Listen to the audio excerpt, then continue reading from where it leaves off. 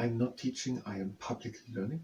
But hi and welcome to Learning for Life in the UK test part 63, Oliver Cromwell and the English Republic part 3, which is on page 29. And we were just starting to hear what happened in Ireland. We know that Henry VII and Henry VIII expanded the rule in Ireland, and that Henry VIII took the title King of Ireland. And now Charles I, no, it was not about Ireland.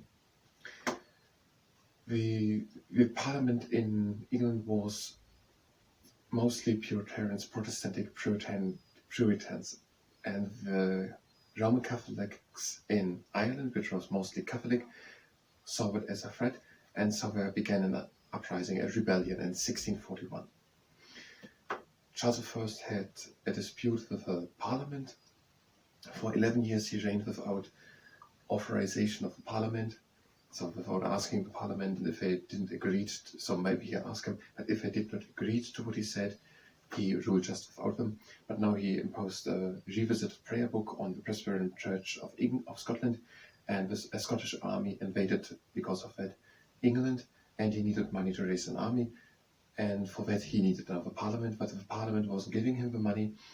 He went into the House of Commons to arrest 5 leaders, but these 5 leaders weren't there, and it was the last time that a monarch was in the House of Commons.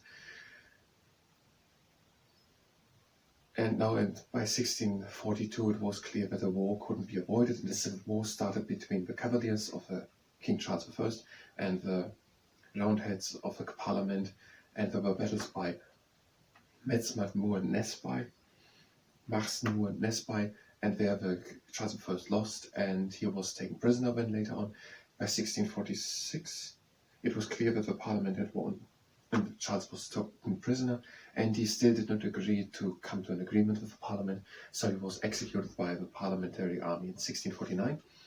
And one of the generals of the Parliamentary Army was Oliver Cromwell. He was sent to Ireland to establish the authority of the English Parliament there with a royalist army which was still there, and he did it, but that with so much violence that he's still a controversial figure in Ireland. And I said something in the last part about that the United Kingdom didn't exist, so it was not the United Kingdom of Great Britain and Northern Ireland, because Scotland and England were separate countries. And that must be the case also for Ireland, not just the other way around, but Ireland are not 2 separate countries. Whenever they want us to know about the Ireland, Northern Ireland, or the Republic of Ireland from today, they say us that, referring to the northern part of Ireland, they said that the region Pagan near Dublin, or they said Ulsters, the northern part of Ireland. And so when we're saying controversial figure in Ireland, they probably, no, in this case it's clear, that even today Cromwell remains a controversial figure in Ireland. No, we don't know if it means no, Ireland, the southern part or the northern part, because we could also say something else. No, I don't remember good what was here written about Ulster. Yeah. The English government encouraged Scottish and English Protestants to settle in Ulster, the northern province of Ireland, taking over the land from Catholic landholders. Now it is possible that the violent doing of Oliver Cromwell and establishing the English authority happened in the southern part of Ireland, so that the people of the Republic of Ireland are seeing Oliver Cromwell as a controversial figure, and not the one of northern part of Ireland, because there did not happen that violence, because they were already, since it was here James I and VI, so that would be around 30-40 years earlier. So it is possible that the uprising of a Catholic Ireland was in the south mostly, and so, but I don't think they want us to know that is so if in what parts, what figure is controversial. After his campaign in Ireland and victory over Charles I, yes, Charles I, he was taken prisoner and then executed, and his son, his army, I skipped that part. So Charles I, the Scottish people weren't so happy with the execution of Charles I, and they crowned now Charles II, the son of Charles I. The Scots had not agreed to the execution of Charles I and declared his son Charles II to be king.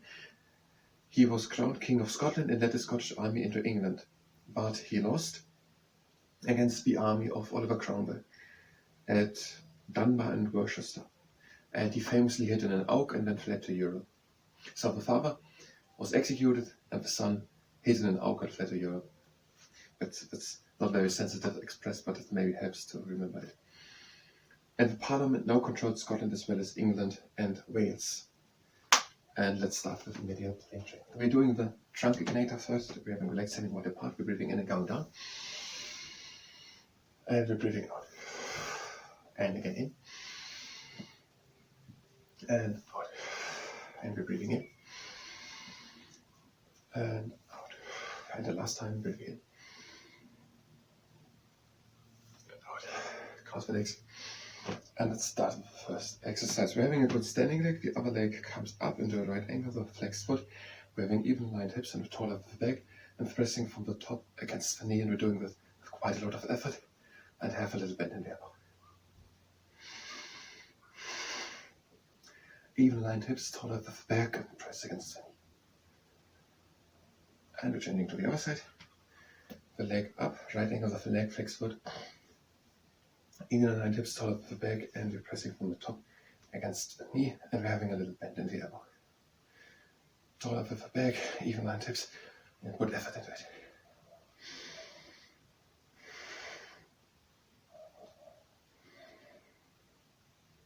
And let's do one exercise more. The leg comes up into a right angle with flexed foot, even lined hips, taller of the back, and we're pressing now from the inside against the knee, again with effort, with a little bend in the elbow. Being tall with the back and neutral position of the spine, and even lined hips and that.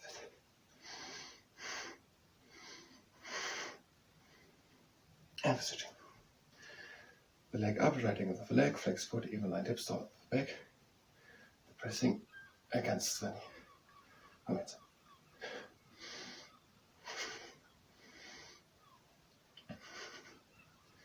A little longer with effort. And now back to the Cromwell.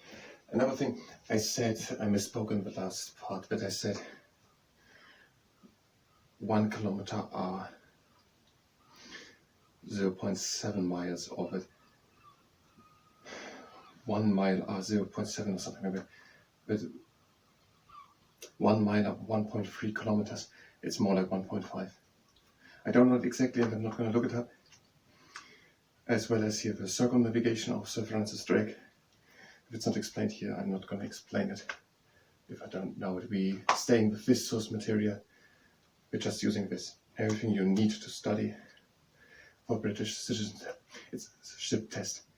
It's not good to have different types of sources. We're just using this.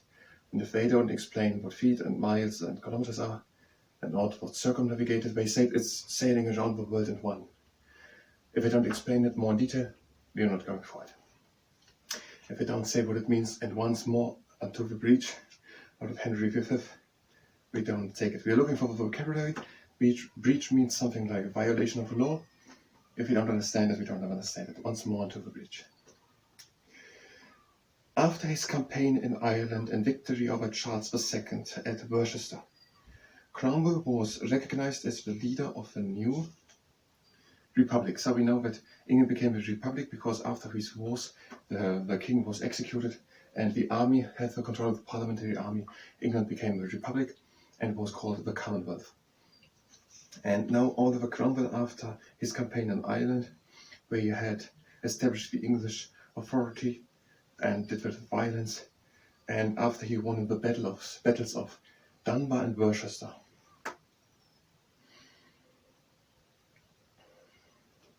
against Charles II, he was considered the leader of a new republic.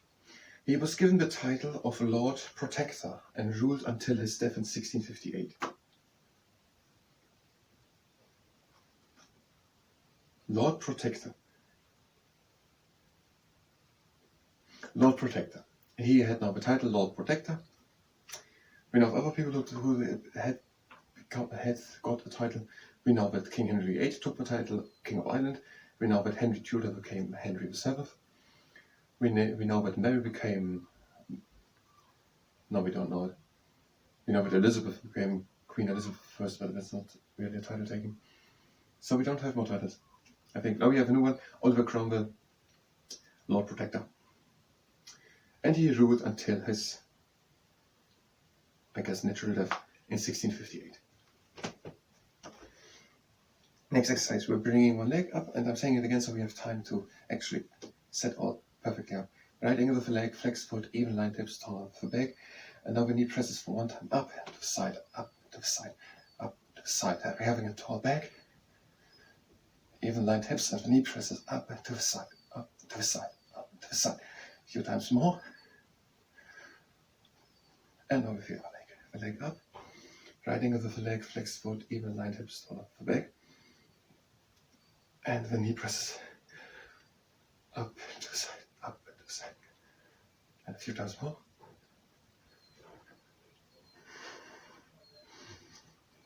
Tall up the back, even line hips, the knee presses up and to the side. And the last exercise. The knee comes up, right angle of the leg, flex foot, even line hips, tall up the back. And we're pressing against the knee with a little bent at the elbow. And we're opening up. It's a heavy swing door. And we're slowly closing again. Oh, we're falling down. We're closing slowly. And directly a second round. We're opening slowly. Even line hips, try to be tall up with the back as good as possible. Leg to the outside. And press the whole time. The inside, control down. And with the other leg, the leg up, right angle of the leg. Flex foot, even line hips, tall up with the back. And press against the knee. With effort. And we are slowly opening.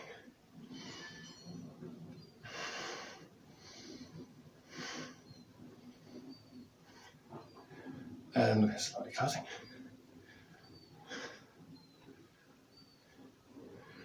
And the second round.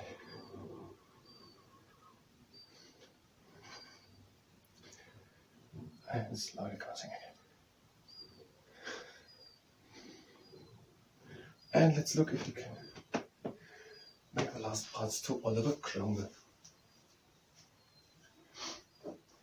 So we have that he ruled under the title Lord Protector until his death in 1658.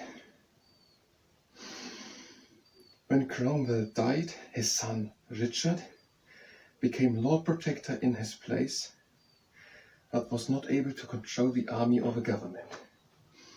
So he had a son, Oliver Cromwell, his name Richard. He became the next Lord Protector,